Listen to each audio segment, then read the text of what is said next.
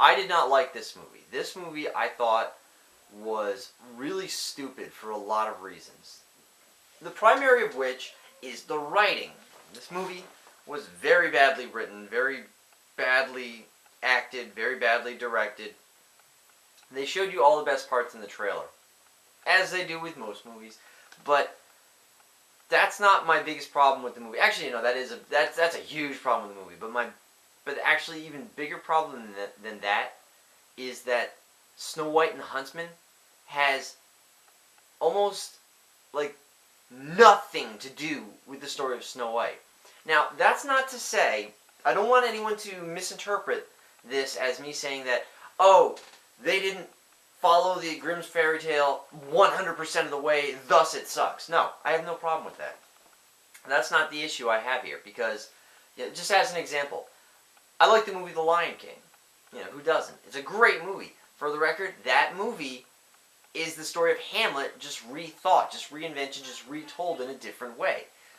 Great movie, new take on an old story. Fine, I have no problem with that. Good movie.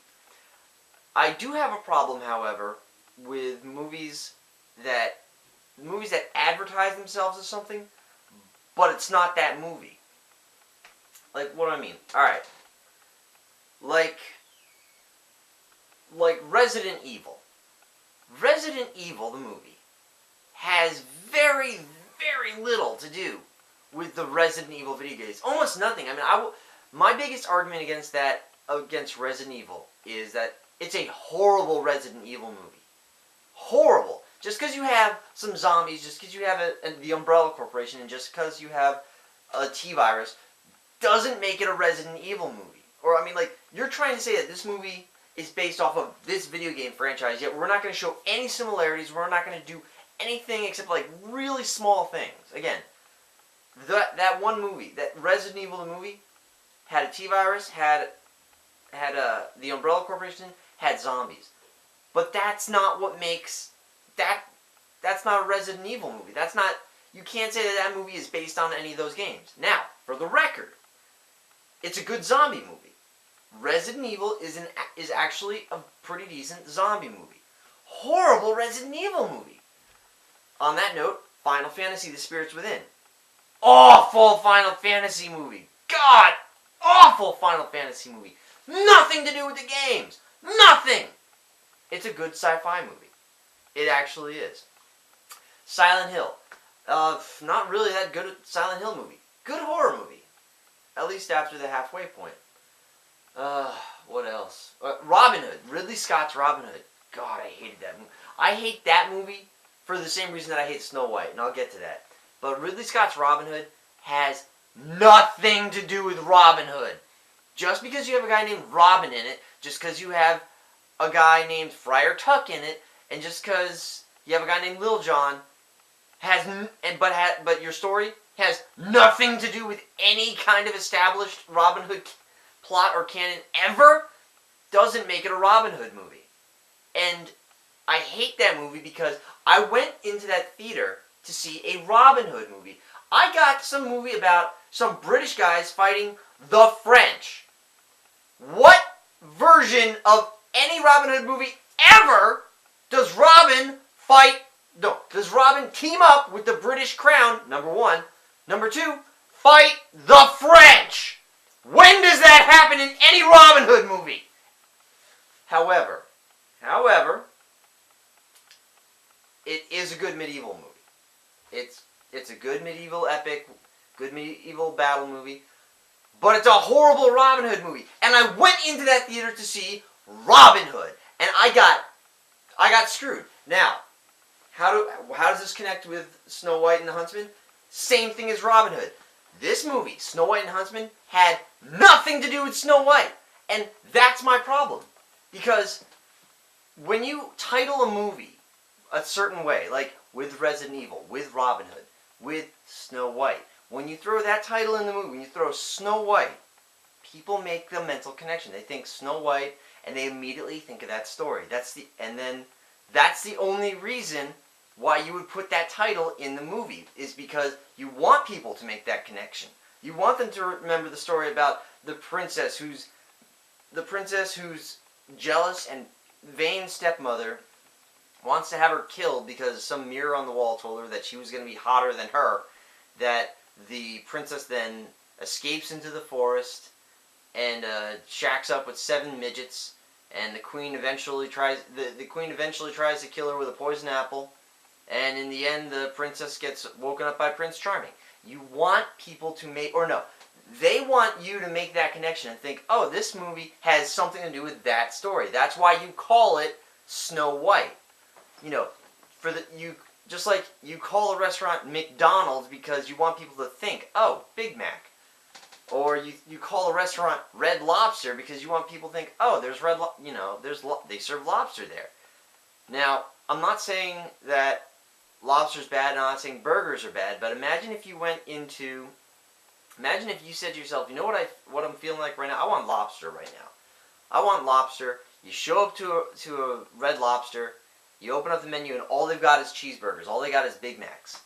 You like Big Macs, but that's not why you're there. Like you went there and you went there for lobster. You're getting, what the hell? It becomes, somebody's like, well, that's still good. Oh, cheeseburger is still good, but it's a big WTF, screw you moment by the restaurant. What the hell? I came here for something else, and you're giving me this. That's not what you advertised. So that's my problem with Snow White and the Huntsman. Now, I haven't really spoken about the movie itself, so I'm going to go on about that. I'm actually going to explain how it doesn't have anything to do with Snow White and the Huntsman. I keep saying Snow White and the Huntsman.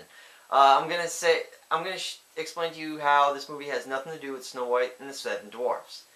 Number 1, the queen in the original Snow White is a witch. Witches, as some of you may or may not know, and I know I sound like an authority on it, witches can't just call forth the armies of Satan from hell. They actually have organic components. They need to collect things for spells. Eye of Newt, bat's wings, stuff like that. Yeah. That's old. That's kind of old school and Halloween and traditional. But that's what witches do. If you do any kind of research on witches, even like real witches, Wiccans, they need material components to do anything. They can't just wah and just like poof something with magic.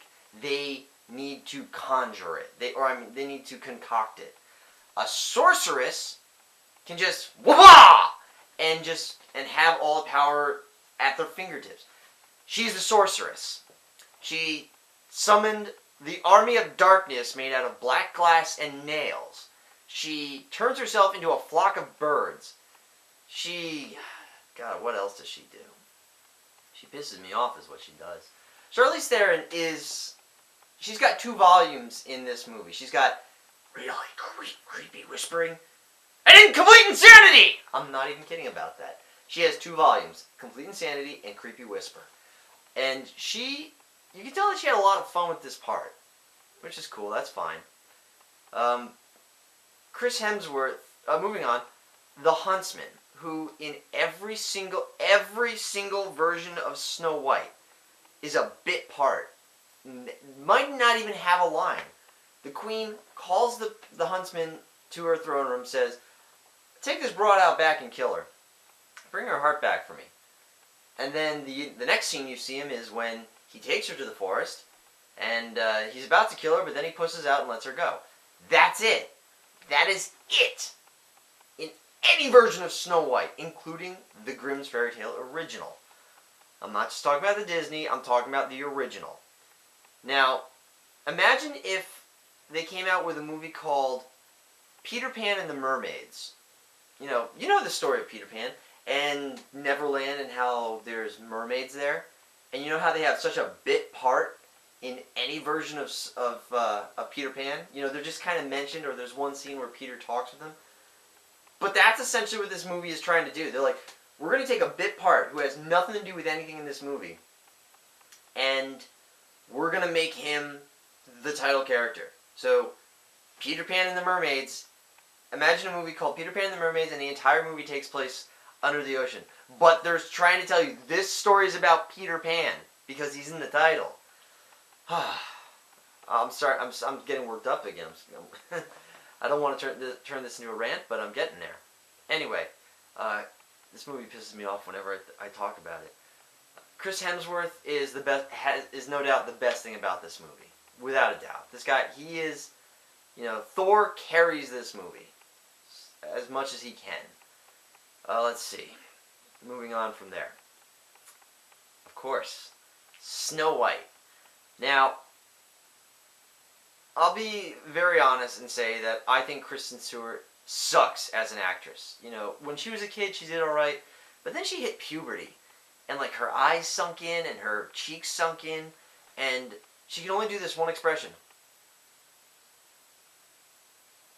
I'm not even joking. People say Keanu Reeves has no facial expressions. She can out Keanu Reeves.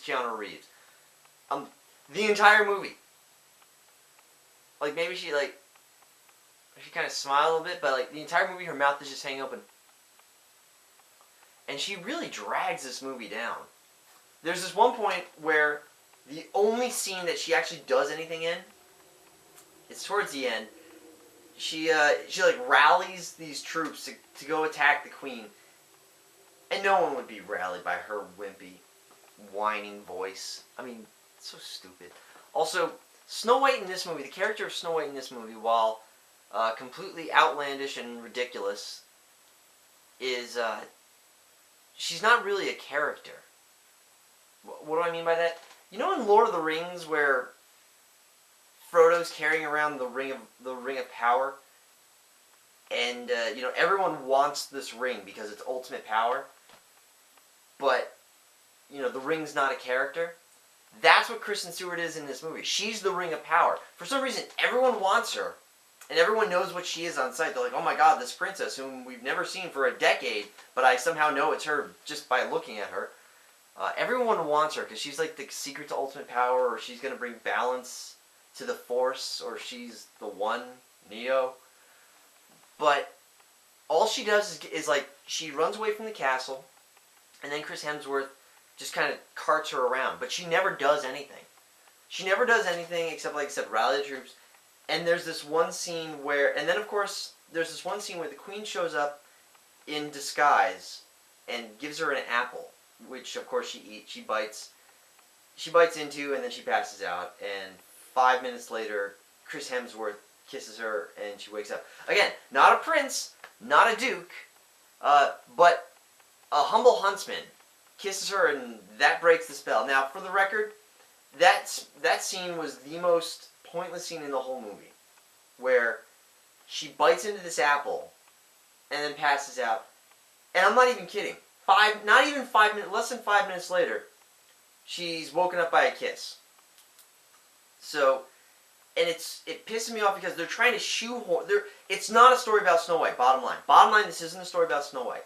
But they're trying to shoehorn the story into it. They're like, we're gonna put parts of the story of Snow White, like the poison apple, and then she's gonna die for 4 minutes. Yeah. Like the poison apple's supposed to be this big deal in the Snow White movie. Like that's supposed to really get her, like pass her, kill her. But it doesn't in this movie. You hold the dramatic tension for 4 minutes. And the Seven Dwarfs, by the way, the other title characters in the original story, you don't see them until literally halfway through this movie. This movie's 2 hours long. You don't see these guys until the minute 3 mark. The hour 3 mark. Anyway, I can't even say that this is a good movie based off of like how I was saying, like Robin Hood's a horrible Robin Hood movie, but it's a pretty good medieval movie. I can't even say that. This movie is actually pretty bad. This movie, nothing happens in this movie. Nothing coherent. Nothing surprising. I mean, if they wanted to take Snow White, the story of Snow White, and do something new with it, they failed. They didn't do anything new with it. Bottom line, I've rambled on enough, and I don't want to start ranting too much. So I'll just end it right here and just say, this movie was a bad movie. I don't recommend it to anybody. If you gotta see it, rent it when it comes out, but don't spend money on this movie. It doesn't deserve it, and you don't deserve to waste your time. Anyway, that's it. Later.